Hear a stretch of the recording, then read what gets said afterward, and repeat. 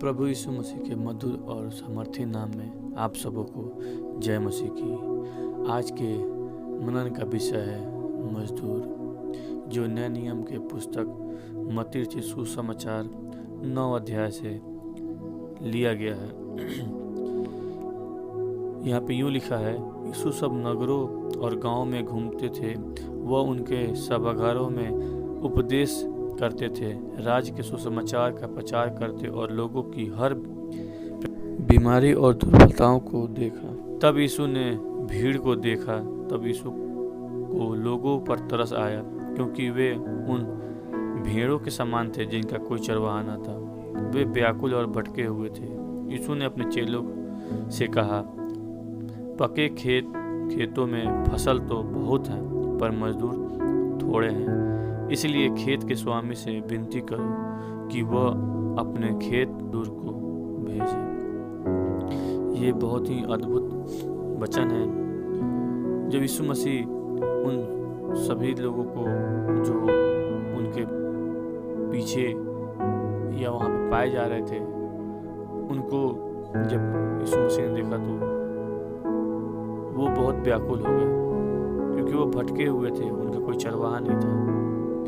तो वो अपने 12 चेलों को अपने पास बुलाए और उन्हें अशुद्ध आत्माओं को निकालने तथा सब प्रकार की बीमारियों और सब प्रकार की दुर्बलताओं को दूर करने का अधिकार दिया। जैसा कि आप सब जानते हैं, 12 प्रेरित के नाम, पहला सिमोन जो पतरस कहलाता है, और उसका भाई अंद्रियास, जब्दी का पुत्र याकूब और उसका भाई यूहन्ना, फिलिप्पुस, बरतुल्मै, थोमा, महसूल लेने वाला मत्ती, हल्फई का पुत्र याकूब, तद्दै, सिमोनी कनानी और यहूदा इस्करियोती जिसने यीशु को पकड़वाया था।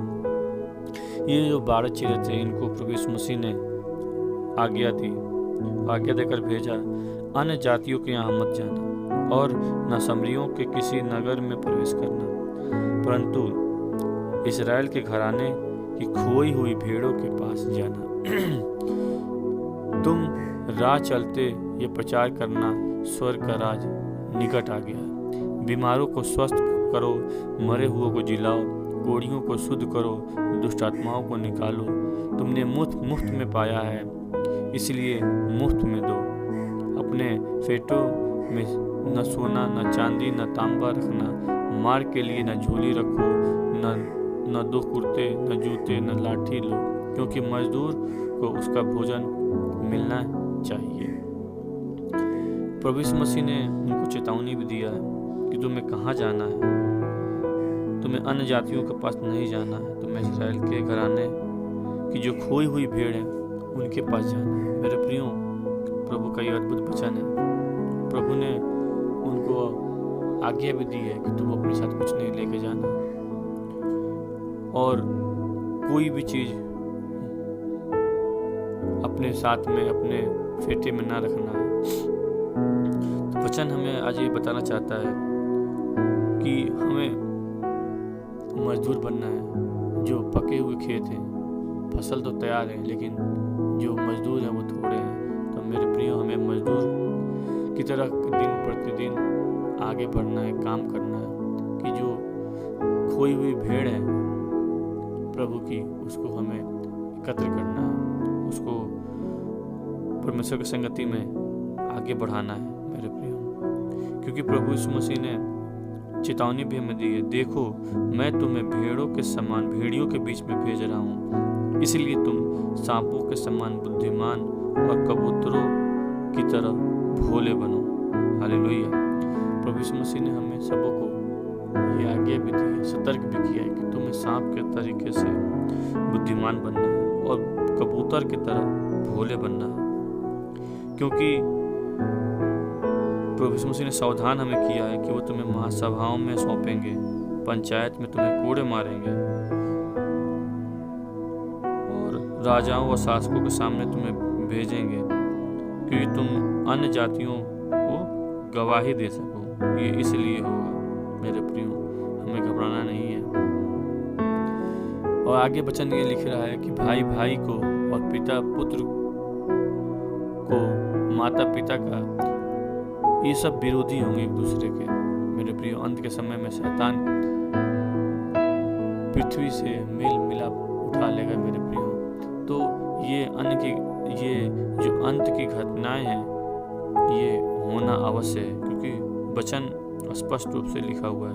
हमें इनसे डरना नहीं है मेरे प्रियो। वचन मत्ती रचित सुसमाचार 10वें अध्याय 27 में ये लिखा हुआ है, जो शरीर को मार डालते हैं पर आत्मा को नहीं मार सकते, उनसे मत डरना, पर उसी से डरो जो आत्मा और शरीर दोनों को नरक में नाश कर सकते हैं। हालेलुया। परमेश्वर का धन्यवाद हो कि प्रभु यीशु मसीह ने बहुत अच्छे तरीके से दृष्टांत में हमें हर एक बातें समझा दी है मेरे प्रियो, कि हम उस बातों का अनुसरण करें, अपने परमेश्वर से विनती निवेदन करें कि वो मजदूर को तैयार करे, मजदूर को भेजे। मेरे प्रियो, हमारी भी नैतिक जिम्मेदारी है कि जो प्रभु यीशु मसीह ने उसकी मांस और उसके लहू का जब हम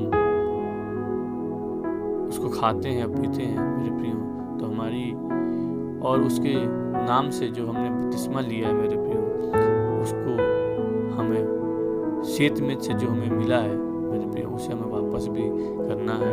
उसे हमें दूसरे को भी बताना है कि दूसरे की आत्माएं मेरे प्रियो नरक के जेल से बच सके मेरे प्रियो, क्योंकि प्रभु यीशु मसीह का अद्भुत वचन है कि भीड़ जो है वो उसका कोई चरवाहा नहीं है मेरे प्रियो। तो हमें मेरे प्रियो प्रभु की आज्ञा है कि तुम्हें कहाँ क्या करना है, क्योंकि वचन में मेरे प्रियो हर चीज लिखा हुआ है मेरे प्रियो। हम वचन का मनन करें, प्रभु की आत्मा हम सबको अगुवाई करेगी मेरे प्रियो, क्योंकि प्रभु यीशु मसीह ने हमें उन सभी दुष्ट की आत्मा निकालने के लिए, बीमारियों को चंगा करने के लिए, दुर्बलताओं को दूर करने का अधिकार मेरे प्रियो दिया है। और हमें मांगना है मेरे प्रियो, मांगो तो तुम्हें दिया जाएगा, ढूंढो तुम पाओगे, खटखटाओगे तुम्हारे लिए खोला जाएगा मेरे प्रियो। तो हमें मजदूर के लिए प्रार्थना करना है कि परमेश्वर मजदूर को बढ़ाए, कि जो पके हुए फसल हैं, जो बिखरी हुई भेड़ें हैं, उसको इकट्ठा कर सके और उसको प्रभु के सामने, प्रभु के मार्ग में चलाने की कोशिश कर सके मेरे प्रियो। हम सभी का ये नैतिक जिम्मेदारी है कि हम प्रभु के वचन को बांटे किसी भी माध्यम से मेरे प्रियो। हम शर्माए ना मेरे प्रियो, क्योंकि प्रभु का वचन स्पष्ट रूप से कहता है कि जो मेरे नाम से शर्माएगा, या जो मुझे ग्रहण नहीं करेगा, या जो मेरा अस्वीकार करेगा प्रभु के सामने, मैं भी उसको अस्वीकार करूंगा मेरे प्रियो। प्रभु का स्पष्ट वचन है मेरे प्रियो। हमें इस वचन को मनन करना है मेरे प्रियो, वचन में दिन प्रतिदिन आगे बढ़ना है मेरे प्रियो। प्रभु आप सबको बहुत से आशीष दे। आप सबको जय मसीह।